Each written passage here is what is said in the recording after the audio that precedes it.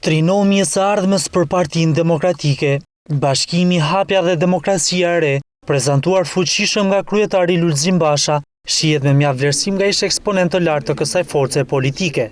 Një nga figurat themeluese dhe me kontribut ndër vite, Preç Zogaj, vlerëson se është detyrë e Bashës që të krijojë kohezionin e qendrës dhe qendrës djathtë. Largimet e tanishme ose të viteve të fundit kanë ndodhur më shumë edhe në përdegë të Partisë Demokratike. Pra dhe e kam parë në Berat për shembull gjithë historinë e degës të Partisë Demokratike nëpërmjet fytyrave që ishin ftuar, ishin thirrur.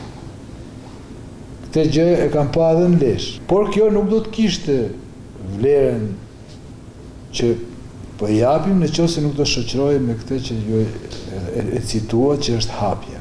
Hapja, përtritja ndaj prezit të ri është detyra e Bashës, mendoj unë, si kryetari i Partisë Demokratike, që të bëjë gjithçka ai ka në dorë për rikrijimin e kohezionit të qendrës dhe qendrës djathtë.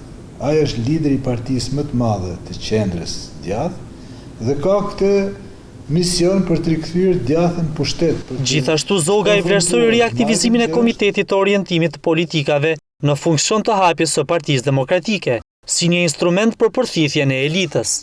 Kopi të organizatat janë organizime suplementare që afrojnë elitën e re dhe në këtë kuptim duket mjaft pozitiv. Kryetari i Partisë Demokratike Lulzim Basha në strukturimin që po i bët kësaj force politike ka premtuar hapje të gjerë drejt rinisë, por njëkohësisht dhe vlerësim të figurave dhe kontributeve ndër vite.